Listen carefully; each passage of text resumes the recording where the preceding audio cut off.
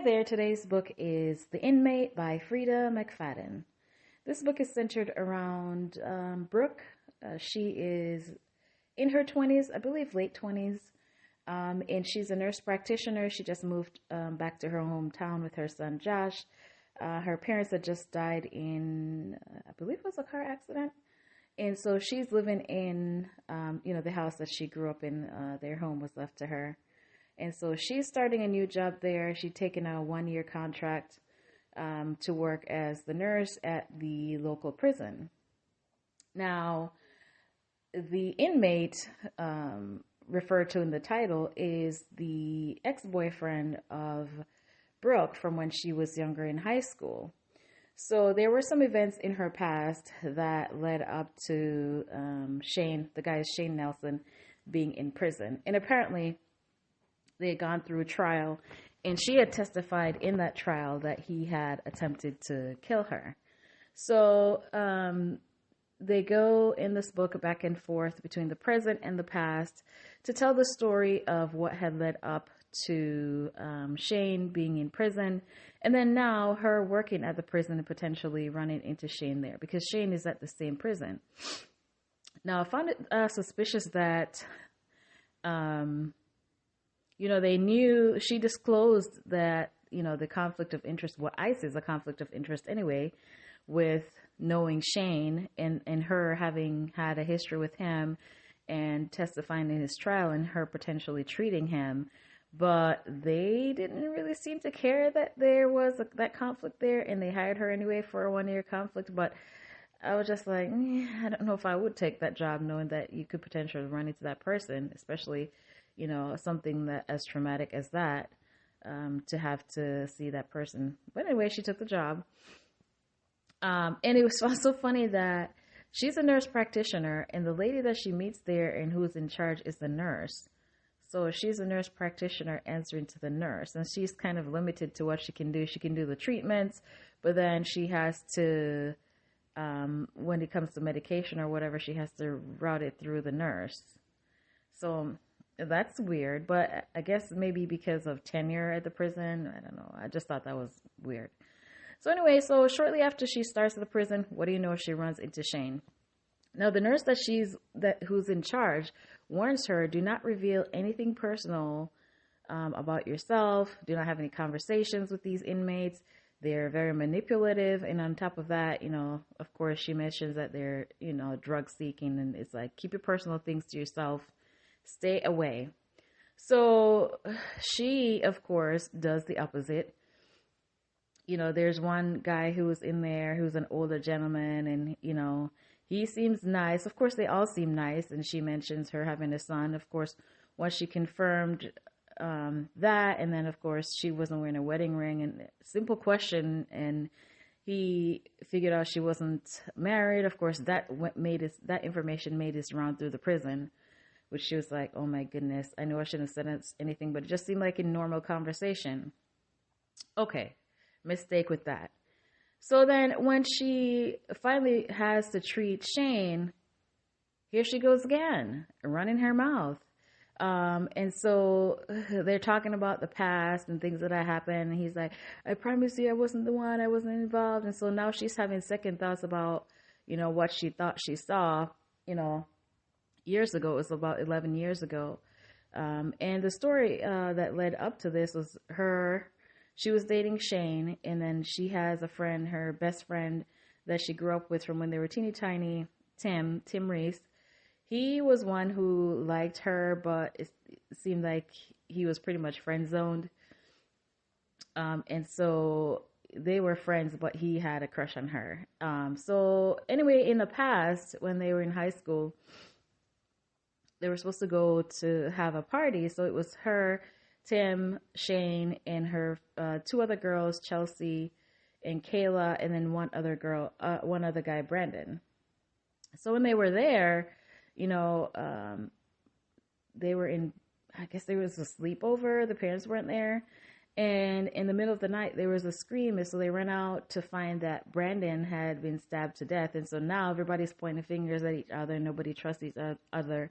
It's like, who did this? And, blame game. So eventually, now that that night led to multiple murders that were committed, and so Brooke was the only one who made it out alive, along with Reese and Shane. And so Shane, because of Brooke's testimony, Shane was convicted of the murders, and Tim was, I guess, supporting her story as far as the events that happened that night. So current day, when she moves back to town, she runs into Tim, and he's now the assistant principal at the local school. And so, she knows that he has always liked her. They're best friends. And so they go right back into a friendship, and eventually they started seeing each other romantically.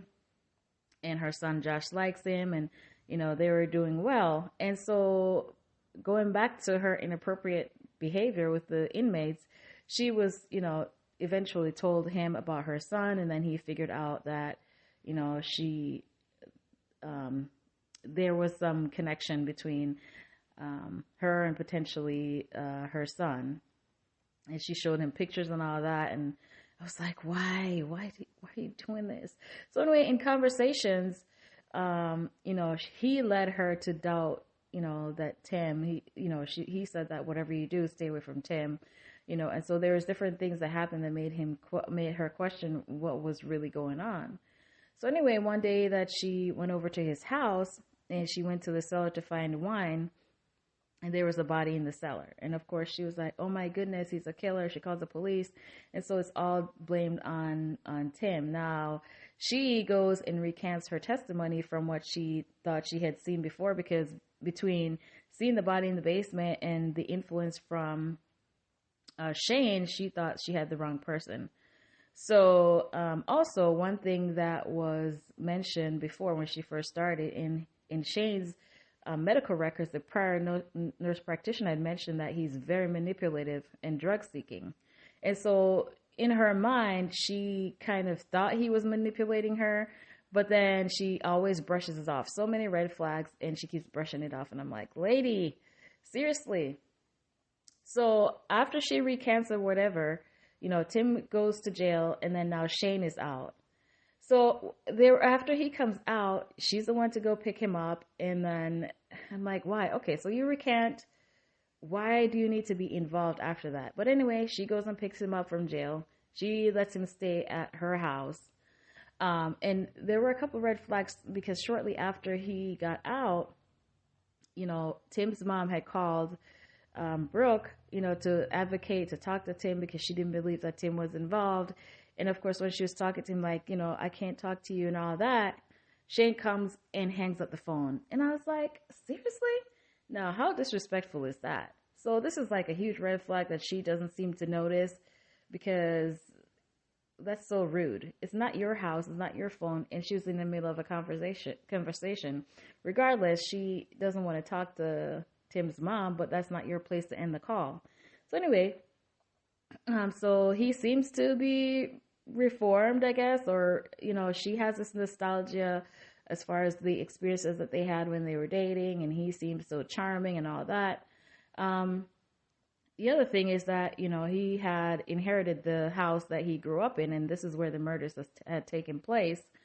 And so he wanted to go over there because he didn't want to stay in her house for too long, overstep his welcome. And she said, she didn't want to go there because that's where the murders had taken place. And so he kind of just trotted over her concerns and mentioned, oh, it was 11 years ago. And I was like, oh my God, red flag again.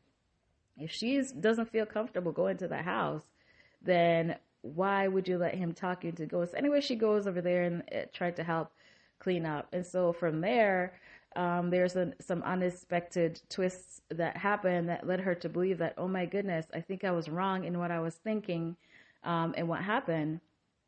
And so now her son is in danger because Shane had taken him into the woods.